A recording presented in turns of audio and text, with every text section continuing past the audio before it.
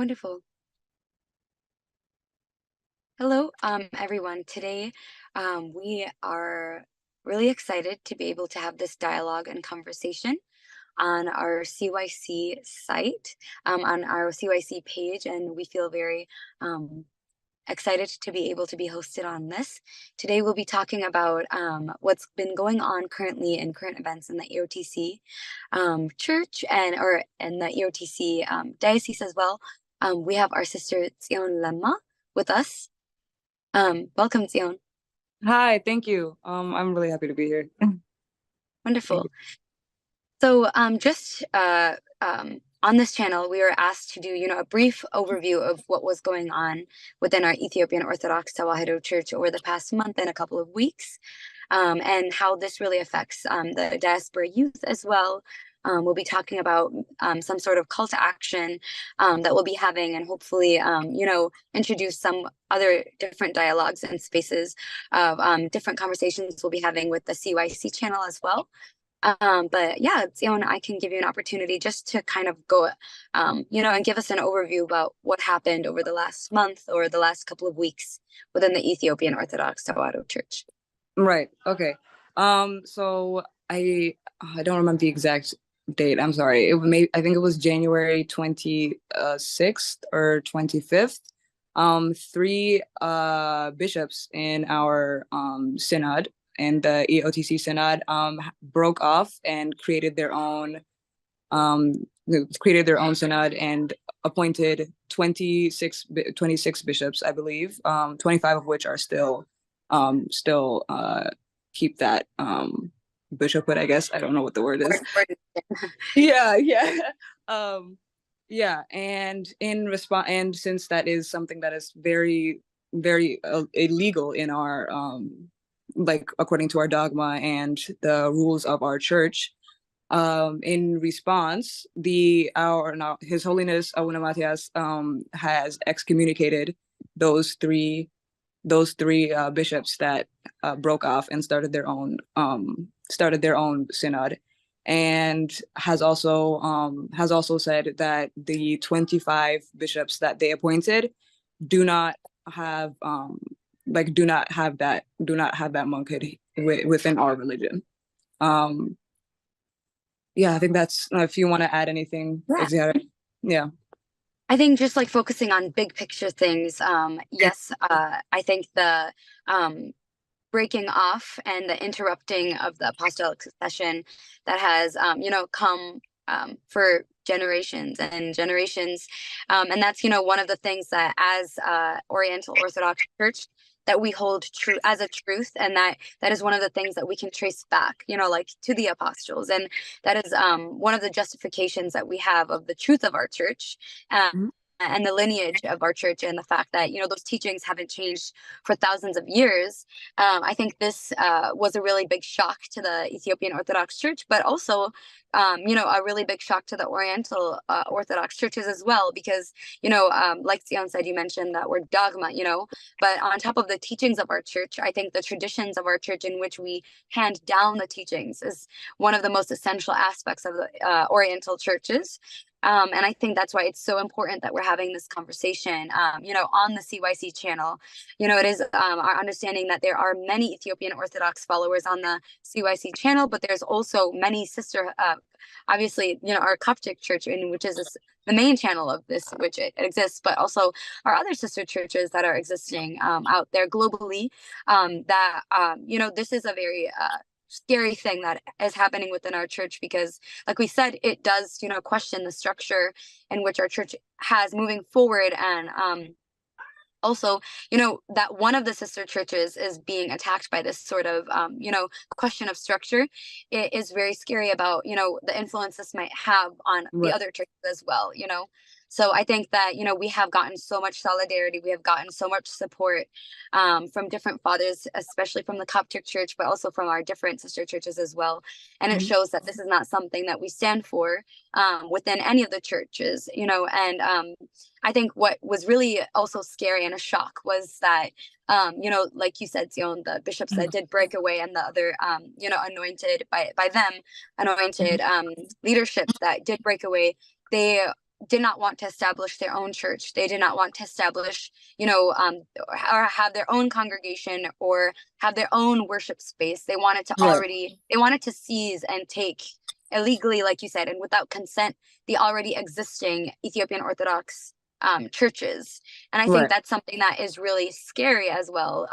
As is that, like what we experienced over the past couple of weeks is, in different areas of our country, like Shashamane and different Yeah.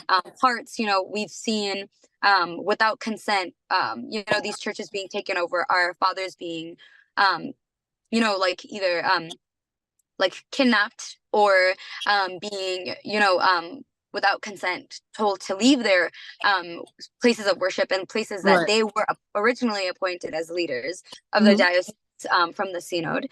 I think that, and then again, all of this escalating to people losing their lives for being in these Yeah. spaces. And that word religious persecution, and we always think of that religious persecution in just like other spaces by other religions and things like that, but now it's even more terrifying because it's of those that are claiming to be of our faith. Yeah. And so I think that, again, the EOTC being very vocal about, well, these are not members of our faith. They do not practice with us, and that we have to continue being, a space of healing and a space of prayer, a Yeah. space of something that doesn't reflect the violence that's being inflicted onto us. And this Right. is such a big message, I think, that, the other sister churches can also be so proud of the Ethiopian Orthodox Church over that, the violence that is being given is not what's being reflected. And that is Right. the teaching of, Christ, and that is the teaching of what Orthodox means. Yeah. And I think that that is something to rejoice over, during this 3-day fast that we obviously, experienced over the last 3 days. To our Coptic viewers and our other sister churches that maybe aren't really aware of what's been going on.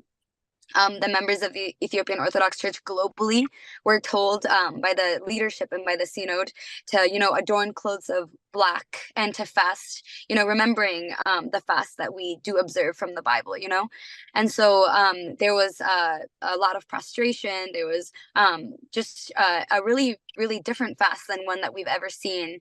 And the country was in mourning over the past 3 days. And, yesterday and today, we both received the news that, that we would get help from different legal forces, and that that it wouldn't just be other organizations wouldn't be a bystander to the Right. atrocities that are happening and the persecution that's happening. So we hope that this continues, and we hope to continue getting the support of the Oriental churches as well. Yeah. But that we're observing, prayer and prostration and, all of those things as well. Tion, I know I talked a Yeah. lot, but if you want to No, it's all continue right. about that, kind of maybe go into the diaspora. How is it for young people in the diaspora to, and what is their, sort of call to action? We have different, brothers that are hosting different, lives and going on, creating different programs, and we will link that in the CYC. Yeah. Bio maybe later as well, for if anyone wants to follow along with other young leaders right now that we are so blessed to have within the Ethiopian Orthodox Church, other deacons and people that are in different organizations that are taking it upon themselves to be an Right. advocate for, compassion and an advocate for the truth of the Ethiopian Orthodox Church and the Oriental Christian churches. But Right. tell us more about like the diaspora and maybe what can they do? What can a person that's young in America do in a time like this to be involved within their faith? Right. So I think first I'm going to start with how does it affect the diaspora, specifically because there's a very, very large quantity of us, and we're now getting to the point where the generation before us is kind of pulling back, and it's our responsibility to uphold the values of our church and her laws and her rules.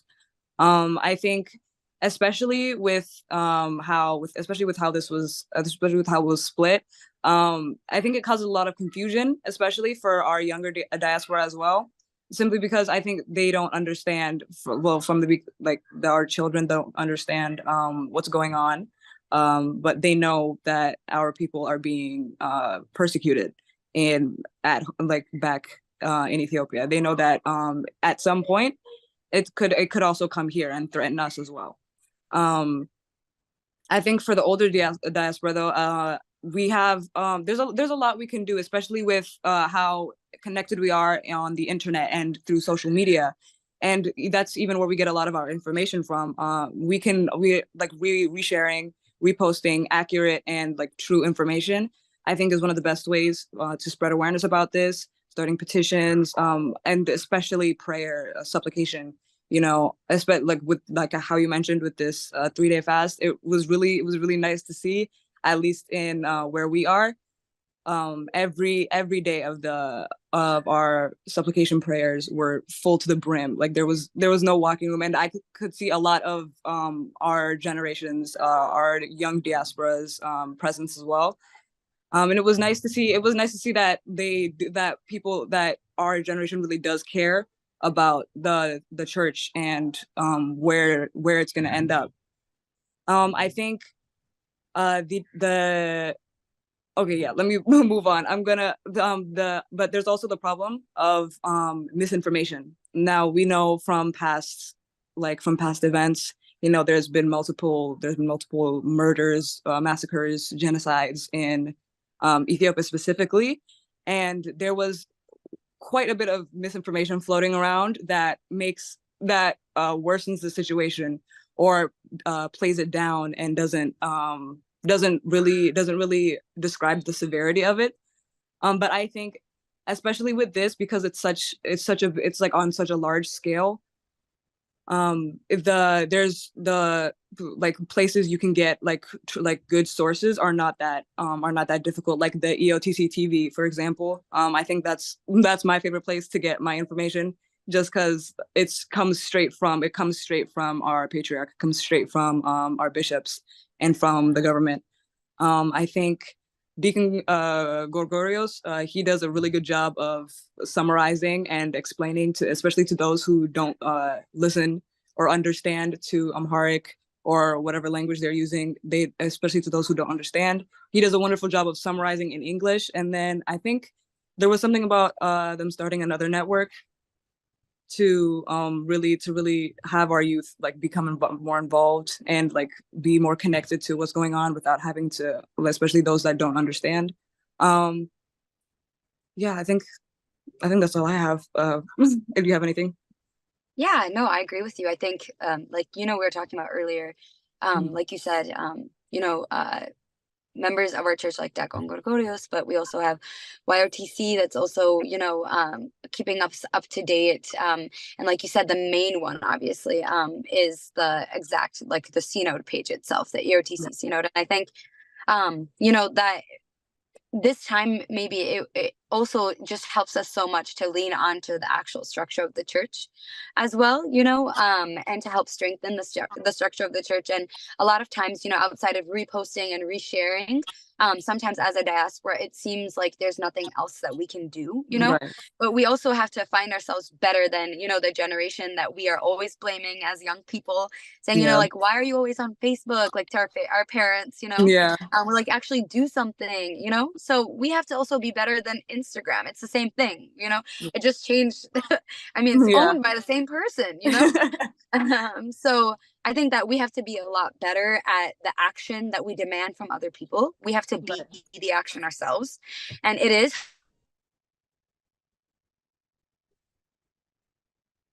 we are supposed to do, but like you said, I think first it starts with that prayer. First it starts with Yeah. even building our own selves as Christians, you Hmm. know um like our own reaction to things, our own strength and perseverance, and our own understanding of Christ, I think is the thing that should take precedent over everything else.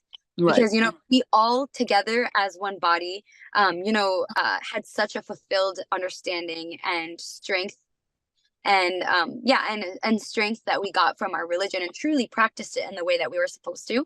I feel Yeah. like a lot of these things we could get through pretty easily, so it just shows us as well, like the people that we're observing in this fast, that maybe there's also something that we are lacking in ourselves, in our Christian bodies, that we have to build first, Right. and then after that, like you said, like attending liturgy is a really big thing for young people, you know.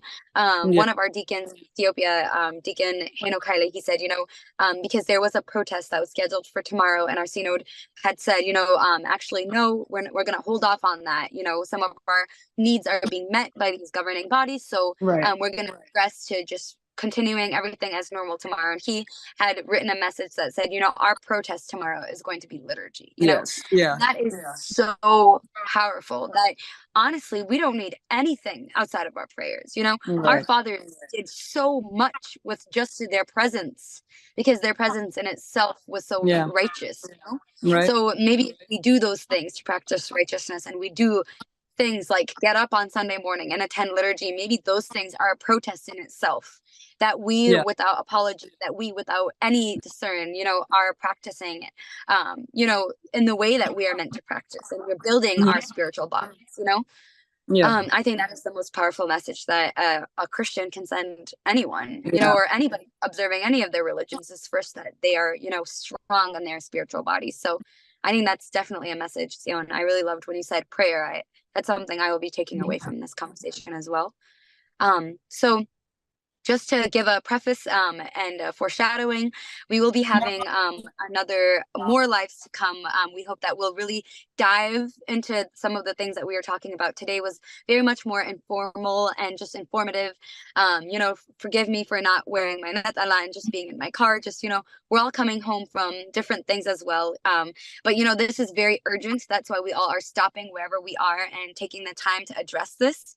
But we hope that, you know, we are able to continue getting this honor from CYC, to also come from all of the different, you know, spiritual organizations that we belong to really dive and talk about these things, you know, and hopefully, you know, we talk more about our, you know, all of these different topics that we need to talk about in order to keep our young people informed, and to keep them, you know, well equipped with enough to continue on and continue being the strong Orthodox Christians that we can be. First, you know, information is very important as well. We're excited to have our different speakers for the next in the future as well. I know next week we have planned something as well.